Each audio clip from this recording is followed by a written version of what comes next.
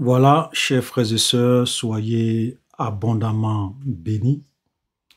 Aujourd'hui, nous allons continuer là où nous nous sommes arrêtés la dernière fois. Nous étions toujours sur le chapitre 13 du livre de l'Apocalypse et nous avons pratiquement fini, mais nous étions en train de parler de la papauté.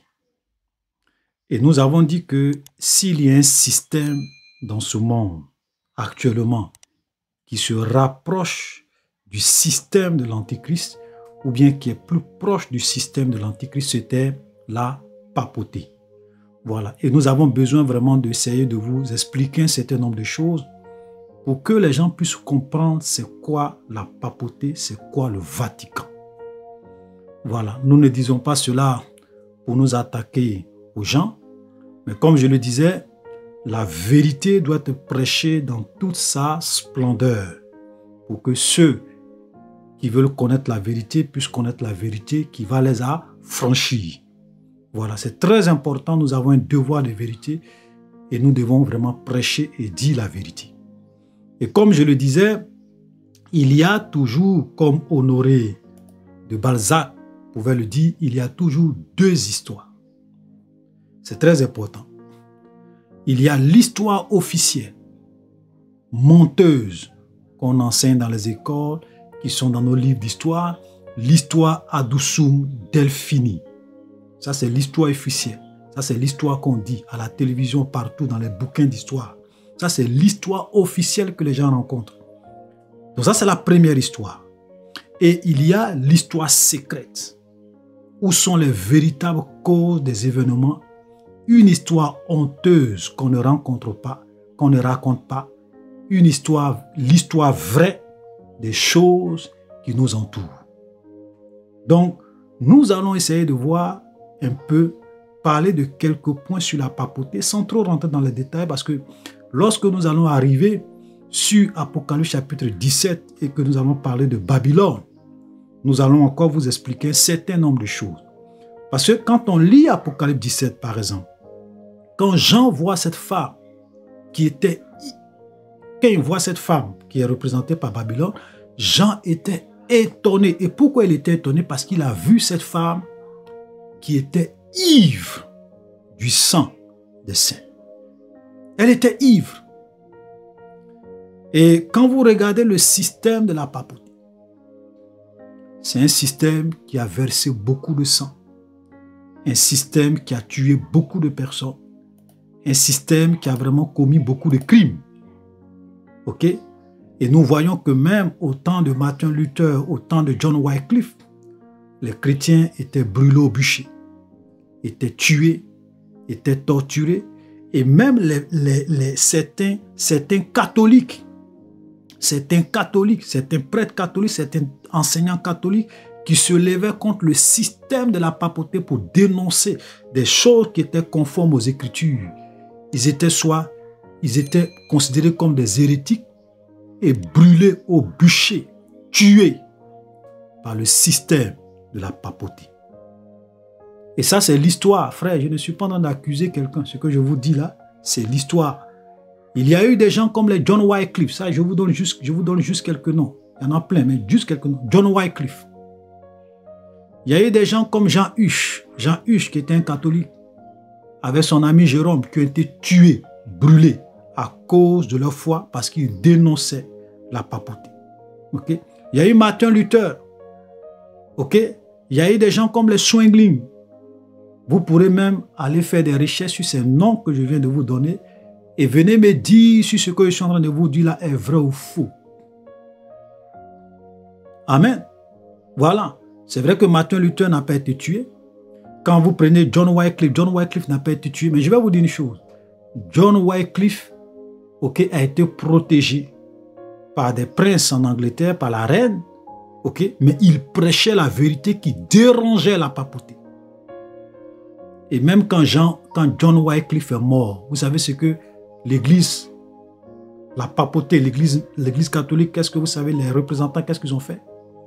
Ils ont exigé à ce que les os de John Wycliffe soient déterrés, brûlés Et effectivement, les os de John Wycliffe ont été déterrés, brûlés, et la cendre de ces os ont été jetées dans une rivière. Frère, je ne suis pas en train d'apporter des accusations sans preuve. Vous pourrez aller demander à vos prêtres. Vous pourrez aller demander peut-être à vos archevêques qu'ils vous racontent l'histoire de John Wycliffe, qu'ils vous racontent l'histoire de Jean Huch et de son ami Jérôme, qu'ils vous racontent l'histoire de Martin Luther qui a créé le mouvement protestant, qu'ils vous racontent l'histoire de John Wycliffe et de Zwingli. Amen. Donc, on va un peu parler aujourd'hui de la papauté. Vous savez, l'homme le plus puissant sur la terre, frère, laissez-moi vous dire, ce n'est pas le président des États-Unis. L'homme le plus puissant sur la terre, ce n'est pas le président russe. L'homme le plus puissant sur la terre, ce n'est pas le président de la Chine. L'homme le plus puissant sur la terre, c'est le pape. C'est pour cela que le pape, ou bien la papauté, est l'ombre de l'Antichrist. Et quand le pape porte un titre, il porte le titre de Vicarius Filii Dei, le vicaire du Fils de Dieu, c'est-à-dire que le remplaçant du Fils de Dieu, le remplaçant de Jésus-Christ, le chef de l'Église. Ça, frère, c'est une manipulation. C'est du mensonge. Pourquoi? Parce que Jésus n'a pas de remplaçant. Ok? Il est le chef de l'Église, il est mort, il est ressuscité, il est le chef de l'Église. Il n'a pas de remplaçant. Il a un sacerdoce. Quand vous lisez le livre d'Hébreux, on dit que Christ a un sacerdoce qui ne se transmet pas parce qu'il est éternel, il est ressuscité, il ne meurt plus jamais. Donc, porter le titre du vicaire du Fils de Dieu, c'est remplacer Christ sur terre, c'est prendre la place de Jésus, c'est prendre la place de Dieu. C'est pour cela que je disais que la papauté est l'ombre du système de l'Antichrist, parce que le pape est assis à la place du Fils de Dieu. Et quand l'Antichrist va venir, pareillement, il va se faire passer pour qui? Pour Dieu. Il va se faire passer pour le qui? Pour le Messie. Il va se faire passer pour qui? Pour le sauveur de l'humanité. Il va même se faire adorer. Ça, c'est très important.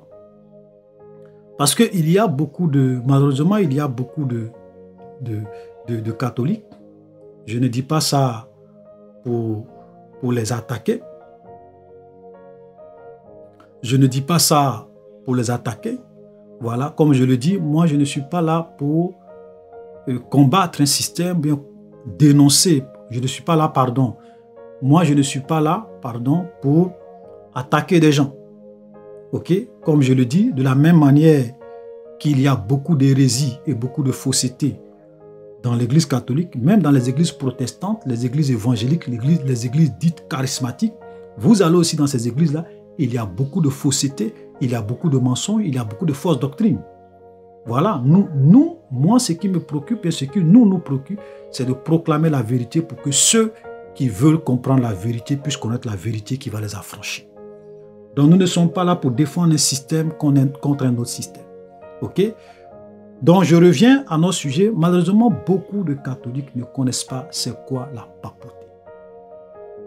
Le Vatican est un État dans un État. Ok? Est un État à part entière. Donc, le pape n'est pas seulement un chef religieux. Étant le vicaire, il est non seulement le vicaire du Fils de Dieu, donc il porte le titre de vicaire du Fils de Dieu, donc il a un pouvoir religieux, mais il a également un pouvoir qu'on appelle le pouvoir temporel, c'est-à-dire que le pouvoir politique, le pouvoir civil. Et durant l'histoire, il a toujours réclamé ce pouvoir. Ok? Donc, la cité du Vatican, ou si vous voulez le pays du Vatican, l'État du Vatican symbolise tout ça. Donc, le pape est non seulement un chef religieux, mais également un chef politique, un chef d'État. Le pouvoir temporel et le pouvoir spirituel. Exactement que lorsque l'Antichrist également va venir, Il sera non seulement le président mondial, il va régner sur toute la terre, donc il aura le pouvoir politique, mais également il aura une religion mondiale qui va le reconnaître comme Dieu, qui va pousser les gens même à l'adorer, à le vénérer. Donc il aura également le pouvoir spirituel, le pouvoir religieux, comme le pape aujourd'hui. Vous comprenez? Donc, l'homme le plus puissant de la terre, c'est le pape. L'homme le plus fort de la terre, c'est le pape. C'est pour cela que vous allez voir que très souvent les chefs d'État vont rendre visite au pape. On a vu le président Barack Obama, on a vu Donald Trump, on a vu tous les grands chefs d'État vont voir le pape. Et quand ils voient le pape, ils s'inclinent devant lui. Pourquoi ils s'inclinent? Parce que spirituellement parlant, le pape est le chef. Le pape les domine. Le pape les gouverne. Frère, ça c'est une vérité. Regardez, quand les chefs d'État vont rendre visite au pape, regardez, observez très bien, vous allez comprendre ce que je dis là, je suis en train de m'amuser. Voilà. Pourquoi? Parce qu'en réalité, le pape est celui qui détient le pouvoir temporel et le pouvoir spirituel. Et à l'intérieur de la cité du Vatican, ou bien dans la papauté, vous avez un ordre qu'on appelle l'ordre des Jésuites, qui a été créé par Ignatius Loyola. Voilà, l'ordre des Jésuites. Et l'ordre des Jésuites est l'une des organisations les plus puissantes du monde. L'ordre des Jésuites contrôle la franc-maçonnerie. L'ordre des Jésuites contrôle les Illuminati. Frère, vous comprenez ça? La franc-maçonnerie est sous le contrôle du général des Jésuites. Vous comprenez? Donc c'est pour cela que tous les chefs d'État qui sont dans la franc-maçonnerie, qui sont dans les trucs, dans les sciences occultes, quand ils voient le pape, ils se prosternent. Parce qu'ils savent en réalité que le pape est le chef. On se comprend? Et même quand vous regardez tous les grands chefs, tous les fondateurs des fausses religions, les témoins de Jéhovah, les Mormons, beaucoup d'autres, vous allez vous rendre compte que la plupart d'entre eux étaient quoi? Des francs-maçons, ou bien ils ont été formés par les jésuites. Vous comprenez? Donc c'est pour vous faire comprendre qu'aujourd'hui, l'homme le plus puissant de la terre, l'homme le plus fort de la terre, c'est le pape. Et comme je ne veux pas, j'ai juste voulu faire parler un peu comme ça pour vous amener vous-même à toucher du doigt qui est le pape. Et ce que je vous dis, frère, je ne vous demande pas de me croire sur parole. Je ne vous demande pas de me croire sur parole. Allez-y faire vos propres recherches. Vicarius Filii Dei, le pouvoir temporel, le pouvoir spirituel du pape, l'ordre des jésuites, et faites des recherches entre quelle est la relation entre l'ordre des jésuites et la franc-maçonnerie, et les différents fondateurs des fausses religions que nous avons aujourd'hui dans le monde. Et pour cela, frère, je vous conseille une chose. Il y a un frère en Christ qui s'appelle Mehdi. Il a une chaîne sur YouTube qu'on appelle Jésus est fils de Dieu. Donc vous pouvez aller sur Internet. Vous allez voir une chaîne YouTube qui s'appelle Jésus est fils de Dieu. Et c'est la chaîne du frère Mehdi. Et le frère Mehdi a fait un enseignement vraiment de très bonne qualité. Très bonne qualité. En plusieurs étapes. Je ne sais pas si c'est en 9 ou bien en 8 étapes. Et le titre de l'enseignement, c'est quoi? Culture moderne et nouvel ordre mondial. Frère, je vous exhorte. Allez-y sur YouTube. Voilà, comme vous pouvez le voir là. Le titre même est là. Voilà.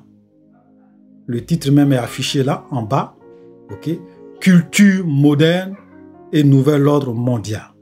Donc, allez-y taper sur YouTube ou bien sur Google, culture moderne et nouvel ordre mondial. C'est un enseignement qu'il a fait, je crois, en 8 ou bien 7 grandes parties.